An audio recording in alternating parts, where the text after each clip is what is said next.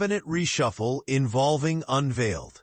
The cabinet has announced a reshuffle involving 16 officials across 10 government agencies. Premier Zhu Rongtai is set to lead the new cabinet at a public appearance following a weekly cabinet meeting later today. The reshuffle means that Cabinet Secretary General Kung Ming-shin will take over as the Minister of Economic Affairs, replacing Kuo Ji-hui, who resigned late last week due to health issues. Kung's position will be filled by Xavier Chang, who currently serves as Deputy Secretary General at the Presidential Office. National Development Council Minister Paul Liu, who has also resigned for health reasons, will be replaced by Ye Chunxian, a research fellow at the Institute of Economics, Academia Sinica. Deputy Digital Minister Lin Yijing has been promoted to succeed Yannan Huang, who has resigned to return to Academia Sinica. National Health Insurance Administration Director General Shi Chongliang will succeed Chu Taiyuan as Health Minister, while Centers for Disease Control Director General Zhuang Renxiang has been promoted to serve as Deputy Health Minister. Olympic badminton gold medalist Li Yang has been appointed to head the Ministry of Sports when it's inaugurated on September 9th. Former UK Conservative Party leader urges democracies to back Taiwan. Former UK Conservative Party leader urges democracies to back Taiwan. Against China, former UK Conservative Party leader Ian Duncan Smith is urging democracies to stand with Taiwan against growing threats from China. Smith told attendees at a gala hosted by the Inter-Parliamentary Alliance on China that Taiwan is a vibrant democracy with its own government, its own institutions, and people who freely choose their government and their destiny with open, transparent, and very hard-forged elections. However, he warned that too many Western governments in the pursuit of trade now seem prepared to turn a blind eye to the brutal behavior of China. He called it a modern form of appeasement. Smith claimed China has one objective: to take back Taiwan, and we should have one objective: to stop them doing it whenever. Vice President Xiao B. Kim also attended the gala. She thanked Inter-Parliamentary Alliance on China members for traveling to Taiwan to show steadfast support for its people, saying their presence here sends a powerful message of solidarity among democracies and freedom-loving people around the world. First French Polynesian delegation in 40 years visits Taiwan. First French Polynesian delegation in 40 years visits Taiwan. A delegation of French Polynesian politicians is visiting Taiwan for the first time in nearly 40 years. The 7-member delegation includes Teva Rohfritsch, one of French Polynesia's 2 senators in the French Senate, as well as 2 former presidents. They will be here until Saturday. A last visit to Taiwan by a French Polynesian parliamentary delegation was in 1987. The Foreign Ministry says the delegation will visit several government agencies, including the Ministry of Education, Council of Indigenous Peoples, and Ministry of Agriculture. They also take part in a banquet hosted by Deputy Foreign Minister Francois Wu in their honor. Also on the agenda, a visit to the Eta Thao tribe at Sun Moon Lake in Nantao and the Ocean Affairs Council in Kaohsiung. Tuvalu Parliament Speaker visits Taiwan for Asian lawmakers meeting. Tuvalu Parliament Speaker visits Taiwan for Asian lawmakers meeting. Tuvalu's Parliament Speaker, Jacoba Italali, is in Taiwan for a 9-day visit. Italali is heading a 6-member delegation and will be attending the 53rd General Assembly of the Asian Pacific Parliamentarians Union in Taipei. Italali was welcomed on his arrival at Taoyuan International Airport, Vice Foreign Minister Ger Baoshuan. The Foreign Ministry says the delegation will meet President Lai Ching-te and Legislative Speaker Han Kuo-yu and attend a reception hosted by Foreign Minister Lin Chia-lung during its stay. It is Italali's second visit to Taiwan since he was named Speaker in February 2024. The Assembly of the Asian Pacific Parliamentarians Union was founded in 1965 by lawmakers from Taiwan, Japan, South Korea, the Philippines, and Thailand. Supreme Court upholds rejection of death row inmate retrial request. Supreme Court upholds rejection of death row inmate retrial request. The Supreme Court is upholding a High Court decision to deny the request of death row inmate Chen Yi-long to a retrial. The ruling concluded that the High Court had not erred in dismissing Chen's petition. Chen had argued that the Constitutional Court's judgment, which declared mandatory death sentences unconstitutional, gave him grounds to request special relief through a retrial. He submitted his petition to the High Court in June, citing the Constitutional Court's ruling as new evidence. But the High Court ruled that, while the Constitutional Court's decision allowed death row inmates to ask the Prosecutor General to file an extraordinary appeal, it did not justify a retrial. And Chen's petition was based on a misunderstanding of the law, and therefore did not meet the requirements for reopening the case.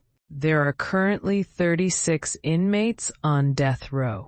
Labor Ministry announces higher incentives for youth employment support.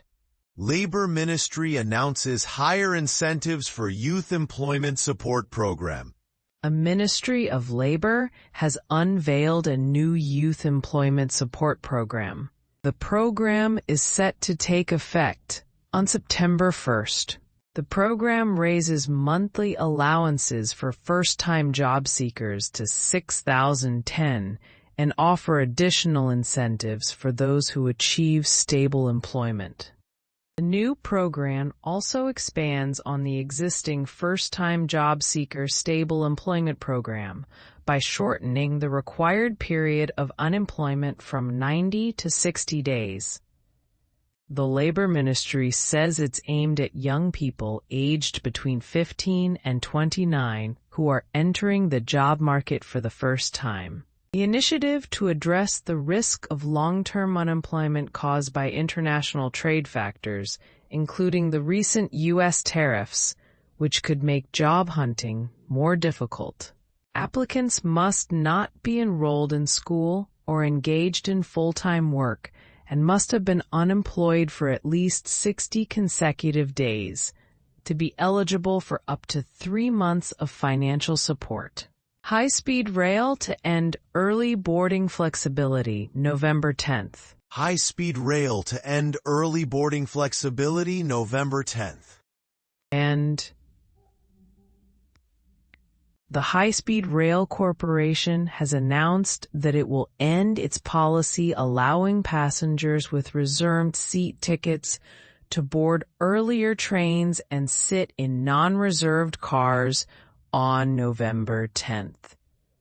The practice was first introduced to give passengers flexibility, but it's now used by several hundred people daily. The network operator says it has led to wasted reserved seats and overcrowding in non-reserved cars, which are affecting travel quality. Under the new rules, reserved seat passengers wishing to take an earlier train will have to exchange their tickets in advance.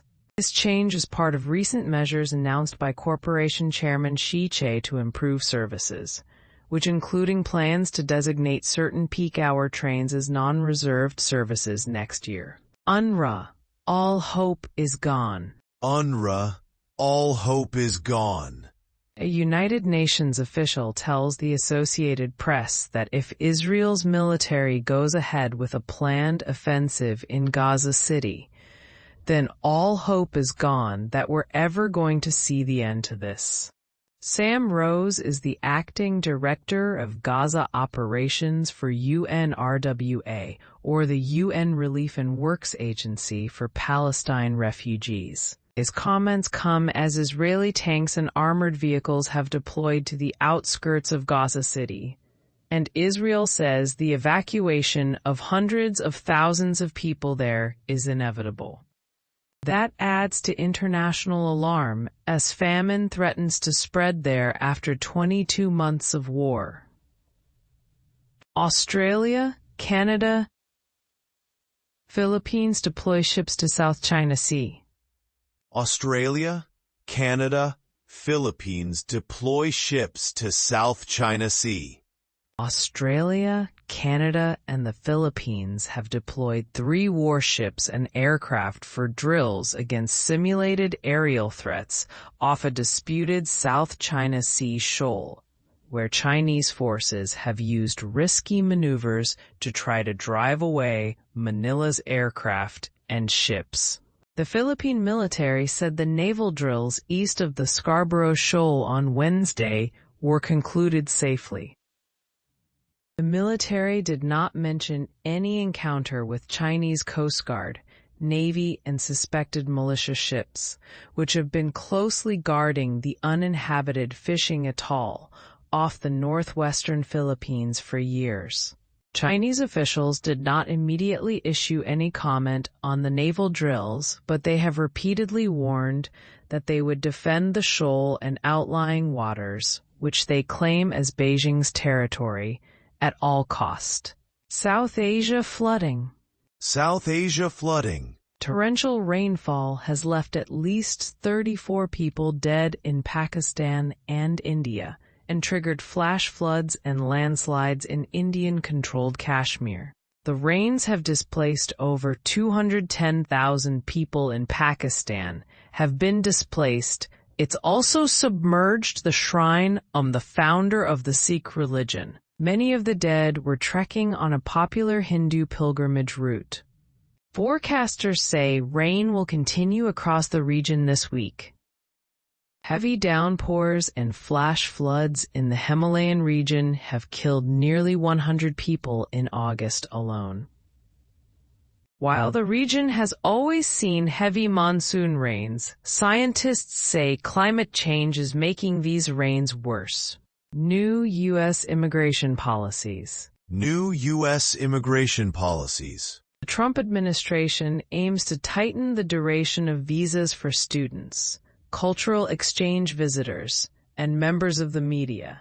The move, reported by Reuters, is seen as part of a broader crackdown on legal immigration. The proposed regulation would create a fixed time period for F visas for international students, J visas that allow visitors on cultural exchange programs to work in the U.S., and I visas for members of the media.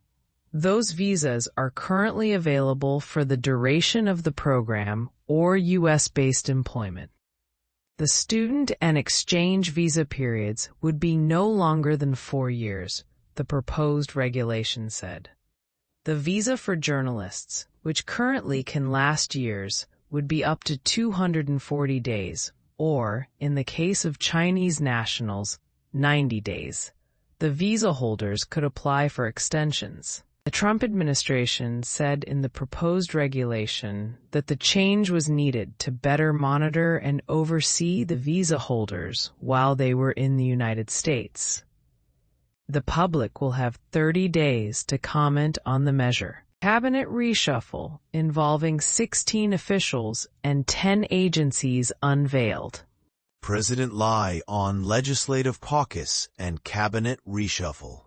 President Lai Ching-te has made it clear that he wants the DPP Legislative Caucus to reorganize, saying that it would be more in line with public expectations. Lai said today, the cabinet has adjusted 16 leading positions in 10 ministries and agencies, and the new cabinet will give priorities to economic development, people's livelihoods, young people, and the disadvantaged.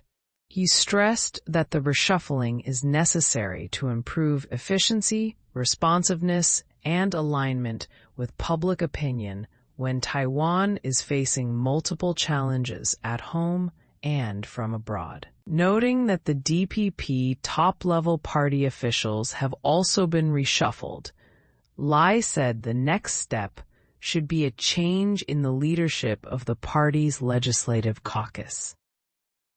This is the first time Lai has implied that he wants DPP legislative whip K. Jianming to step down, as K is the only one among the 7-member leadership team that has refused to step down. MOA on Singapore electricity price decrease. The Ministry of Economic Affairs says even after a recent price cut, the cost of household electricity in Singapore is still more than double the price in Taiwan. The ministry says Taiwan's prices rose far less than Singapore between 2020 to 2024, and residential electricity prices in Singapore now are still 2.5 times more expensive than in Taiwan. The statement comes in response to social media posts claiming that Singapore's electricity prices are falling while Taiwan's are expected to rise. Officials point out that Singapore passed on the cost of rising international fuel prices to consumers, with a more than 50% increase since 2020. And this is why the city-state now has room to lower prices. The ministry says Taiwan's state-run utility has absorbed some of the fuel cost increases, helping to keep prices stable. Israeli-U.S. officials meet in D.C. Now turning to international news. Israeli and U.S. officials are meeting in Washington, D.C. to discuss the future of the Gaza Strip. That's as Israel's military is planning the forced evacuation of Gaza City, saying it's inevitable. Meanwhile, there's mounting outrage over Israel's double strike this week on a hospital in the south of the Gaza Strip. In that instance, Israel first struck the hospital once, before striking again, as medical workers and journalists arrived at the scene. Local officials say the death toll from that attack rose to 22. Israel claims that 6 of those dead were militants, but offered no proof for the assertion. And Israel killed another 39 yesterday across Gaza, most of whom died in Israeli strikes and gunfire, and 5 of whom were seeking aid. Pope demands Israel end siege on Gaza. Pope demands Israel end siege on Gaza. And in related news, Pope Leo XIV is demanding the Israel end IRS collective punishment of Gazans. During his remarks, he was interrupted twice by applause. The Pope also called for the release of the remaining hostages still held by Hamas and for both sides to end aggression. Leo also called for a permanent ceasefire, the facilitation of aid, and the respect of humanitarian law. Cabinet reshuffle involving unveiled. Lai underscores Asia-Pacific ties and defense spending. President Lai Ching-te is highlighting Asia-Pacific ties and higher defense spending in remarks at the 2025 General Assembly of the Asian-Pacific Parliamentarians Union in Taipei. Lai says that Taiwan will work with Asian-Pacific partners to promote peace and sustainable development, while also pledging stronger defense capabilities and economic security. He says that defense spending will exceed 3% of GDP next year, under a cabinet spending proposal, but that's still pending legislative approval. Lai added that the government plans to raise that figure to 5% by 2030. Meanwhile, he said, Taiwan is strengthening economic cooperation with the U.S., Japan, and the EU, moving away from past reliance on China. He stated that Taiwan's investment in China totaled 7.5% of outbound investment last year. That's down from nearly 85% in 2010. MOA, pork supply stable ahead of Mid-Autumn and Ghost Festival. The Ministry of Agriculture says the supply of pork has stabilized and will be sufficient to meet demand for the upcoming Ghost Festival. The ministry says an average of 21,000 pigs will be supplied daily in the week leading up to the holiday, and prices will remain in a reasonable range. Earlier this month, pork supply was slightly short due to rough weather, high summer temperatures, and disease. Officials say several response measures were implemented, including having a state-run company increase supply and having freezing plants reduce their purchases. The MOA says it now expects supplies to remain stable as the weather gets cooler, and prices should return to normal by the end of the year. Chiayi schools ready for new semester. Chiayi County Magistrate Wang Zhangliang says schools in the county have returned to their regular conditions after Typhoon Danis and subsequent heavy rain wreaked havoc on buildings and infrastructure in the county. Wang, also known as Pasuya, added that the damage has been restored and students can look forward to a comfortable and safe learning environment ahead of the new semester. He also noted that several schools in Chiayi were flooded during the heavy rain that followed Typhoon Danis. Wang thanked those from all over the country who helped restore the schools while students were on break. Russia kills 4, injures 30 in Ukraine. Now turning to international news. The death toll in a Russian strike on Ukraine has now risen to 4, with 30 injured, and that number is still expected to increase. A drone and missile attack on Kyiv hit a residential building in the city, and nearly 100 more buildings in 20 locations, as rescuers work to pull people from the rubble. The death toll is expected to rise. This is the first major combined attack on Kyiv since the U.S. and Russian presidents met earlier this month to talk about Russia's invasion of Ukraine. While a diplomatic push to end the war appeared to gain momentum shortly after that meeting, it appears to have stalled since. Ukrainian President Volodymyr Zelensky is hoping for harsher U.S. sanctions to cripple the Russian economy if Putin does not demonstrate seriousness about ending the war. President Lai on Legislative Caucus and Cabinet Reshuffle. THSR reinforces ticketing system ahead of holiday sales. Taiwan High-Speed Rail says it has strengthened its ticketing system as sales open at midnight tonight for upcoming long weekends. The tickets cover an 18-day period spanning Teachers' Day, the Mid-Autumn Festival, and Double 10 National Day, the longest continuous holiday schedule in the company's history. Officials say the system can now handle up to 38,000 users booking at once, about 1.7 times more than during Lunar New Year sales. Extra staff will be on duty overnight to monitor operations and ensure stability. Tickets can be purchased through the website, the official T-Express app, convenience stores, and at station counters or ticketing machines. THSR is also expanding its early bird program, offering record 50% discounts on select off-peak trains, with 150,000 discounted seats available. Lucky the pit bull relocated from Taipei to Yunlin with new owner. Lucky, the pit bull that bit 2 people in Taipei earlier this year, has been relocated to Yunlin County under a new owner. A 10-year-old dog was seized by Taipei's Animal Protection Office after leaping from a car window and injuring scooter riders on 2 occasions in March. Officials had considered putting the dog down, but a man surnamed Tsai.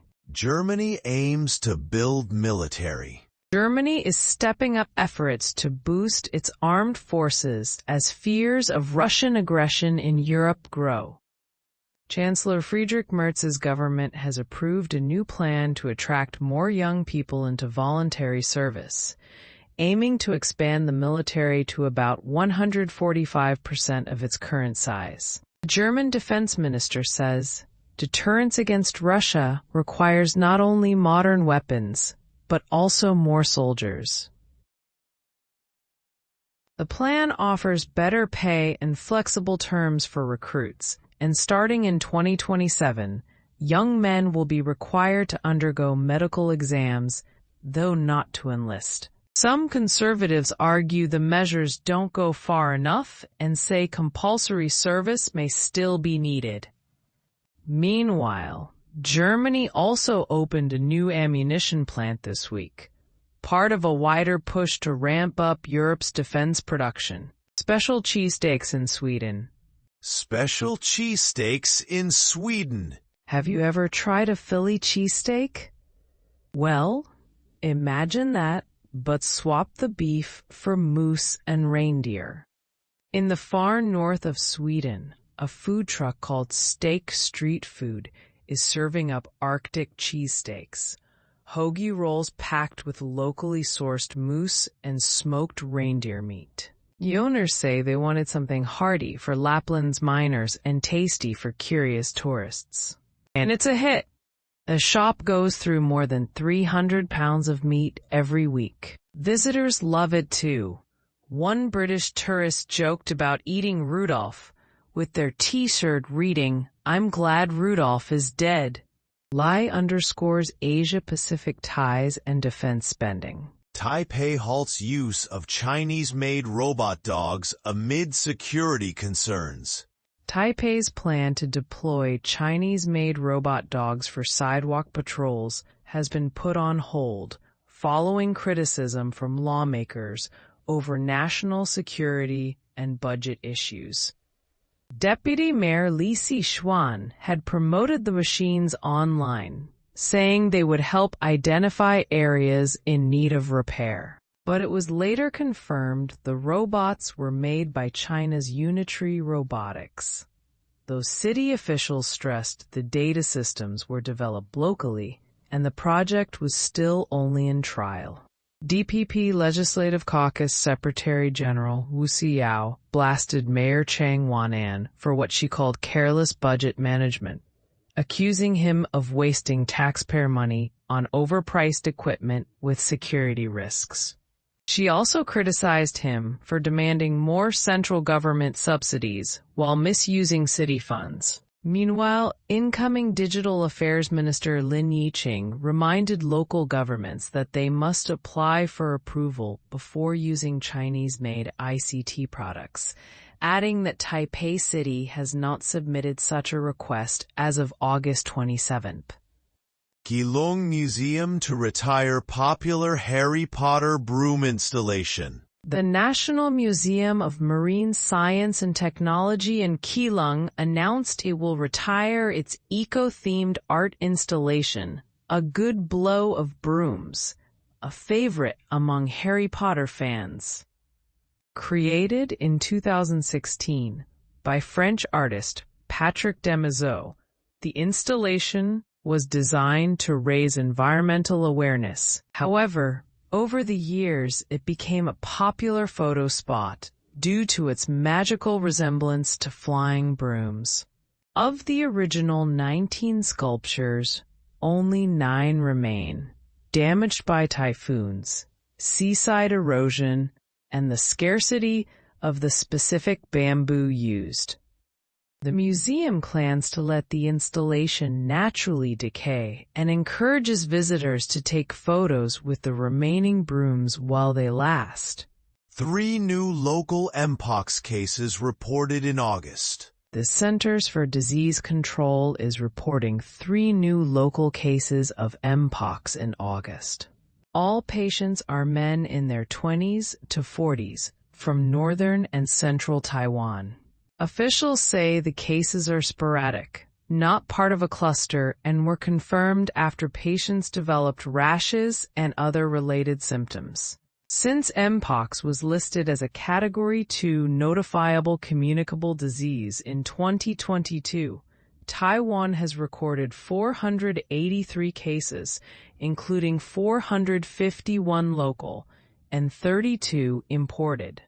So far this year, there have been 27 local cases and 4 imported ones. The CDC notes that while case numbers are lower than in previous years, summer remains a peak season. It urges people at higher risk to complete 2 doses of the vaccine, which provides up to 90% protection. The agency also reminds the public to take precautions and seek medical care promptly if symptoms appear. New Taipei launching Ankang Light Rail Monthly Pass. New Taipei Metro is launching a limited-time monthly pass for the Ankang Light Rail starting September 1st. The card costs 150 NT and allows unlimited rides for 30 days. The promotion will run until January next year. Passengers who take 40 or more trips in a month can redeem a special gift the following month. First-time buyers will also receive a limited edition commemorative card featuring 350 NT coin motifs and route-specific designs. Officials say it aims to reduce commuting costs, encourage regular use of public transport, and promote a more sustainable, low-carbon transportation system.